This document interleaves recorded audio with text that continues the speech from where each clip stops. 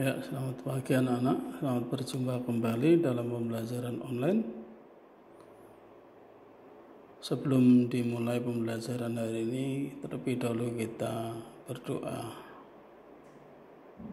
Tuhan Allah Bapa kami surga, kembali kami tak henti mengucap syukur terima kasih buat segala kebaikan-Mu Tuhan, buat anugerah-Mu, buat kesehatan yang Tuhan berikan kepada kami.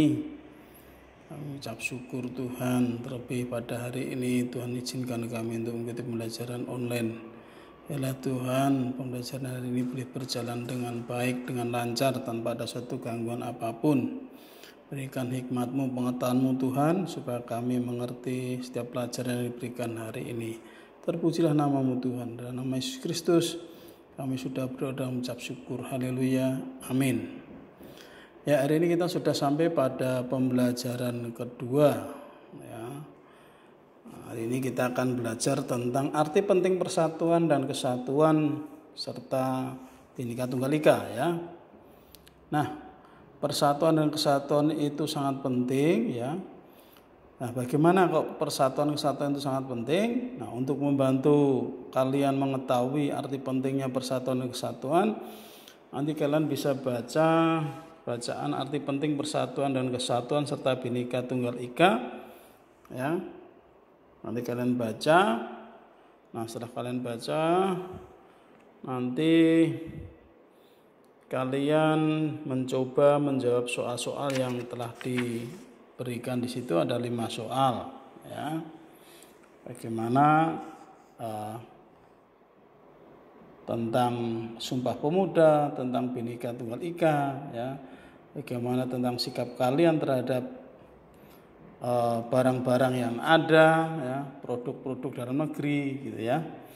Nah, terus selanjutnya kita akan belajar tentang pola lantai, ya. Pola lantai dalam tarian itu bermacam-macam, ya. Jadi ada pola baris, ada pola silang, ada melingkar, ada diagonal, ada horizontal dan sebagainya. Nah, terus kemudian di dalam pembelajaran 3 kita akan belajar tentang penyajian tarian. Ya, penyajian tarian itu disajikan dalam kelompok atau bisa tari tunggal, ya, berpasangan.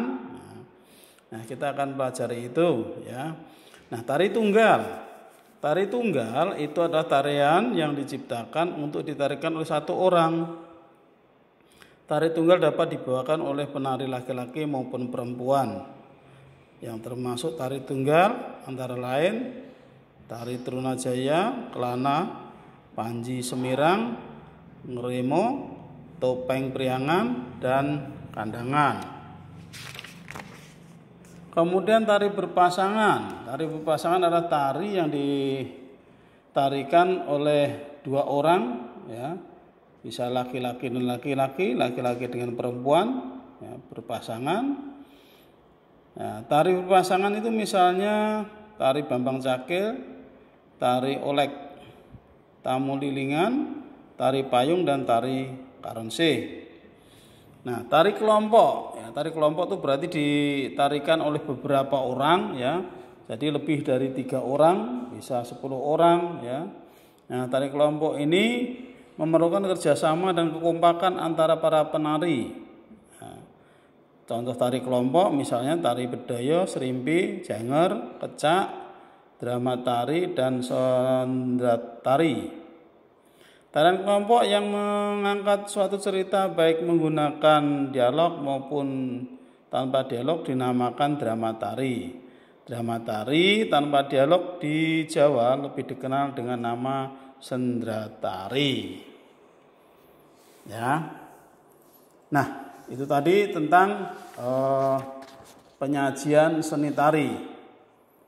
Nah, bagaimana cara kita merawat tumbuh-tumbuhan? Ya. Cara merawat tumbuh-tumbuhan ada beberapa cara, ya. Usaha yang dapat kita lakukan untuk menjaga kelestarian tumbuhan itu antara lain yang pertama mengadakan penghijauan, ya. Penghijauan itu adalah kegiatan yang dilakukan menanam pohon kembali, ya, pada hutan-hutan yang gundul atau biasa disebut dengan reboisasi, ya, itu penghijauan.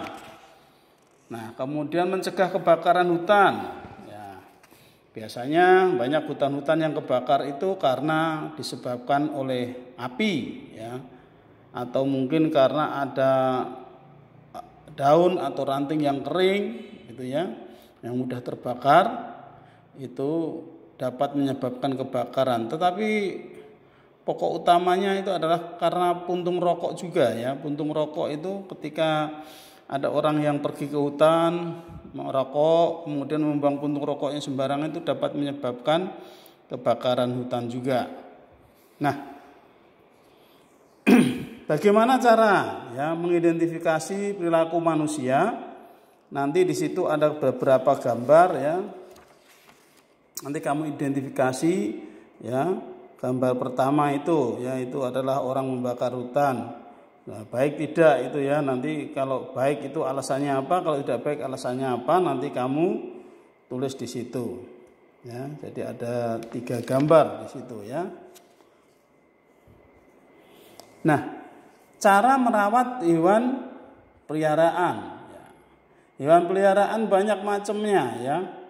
Ada sapi, ada ayam, ya, ada kuda, ya, ada kucing, atau mungkin burung dan sebagainya, ya. Nah, yang pertama kita ada cara pelihara hewan ternak ayam, ya. Keuntungan apakah yang diperoleh dari memelihara ayam? Ya, ayam itu adalah menghasilkan telur dan daging. Telur dan daging ayam dapat digoreng. Pernahkah kamu makan telur ayam dan daging ayam? Nah, selain dihasilkan oleh ayam, telur juga dihasilkan oleh itik atau biasa bebek, gitu ya, dan burung puyuh. Ya. Bulu ayam dapat dimanfaatkan untuk membuat kemoceng.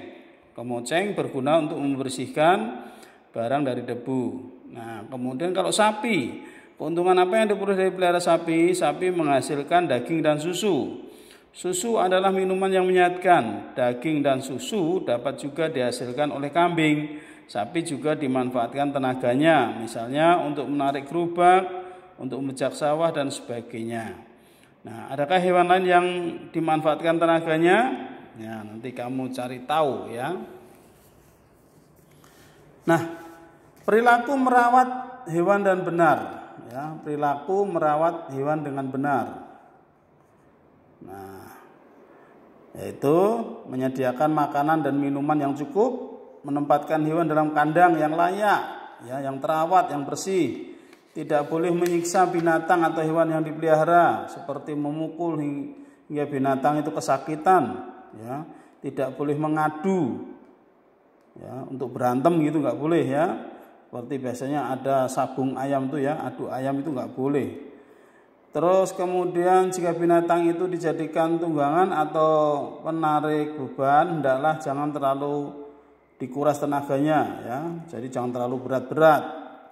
Kemudian jika melihat binatang sedang dalam bahaya atau kesusahan, hendaklah segera ditolong. Misalnya seekor anak ayam yang jatuh ke kolam, ya harus segera ditolong, ya, supaya tidak mati. Nah, sekarang adalah membuat poster, ya. Kalian sudah pernah membuat poster, ya, tentang tumbuhan dan hewan langka, ya, tumbuhan langka dan hewan langka. Nah, apakah pengertian dari poster? Poster atau plakat adalah karya seni atau desain grafis yang memuat komposisi gambar dan huruf di atas media berukuran besar. Nah, langkah-langkah dalam membuat poster: menentukan tema poster, kemudian menentukan kalimat poster, merencanakan poster, dan membuat gambar dan kalimat poster, ya. Ini adalah contoh dari poster itu, ya. Sayangi dan lindungi kami dari kepunahan.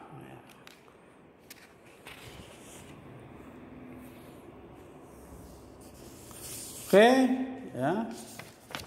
Itu saja yang bisa dipelajari hari ini. Semoga kalian mengerti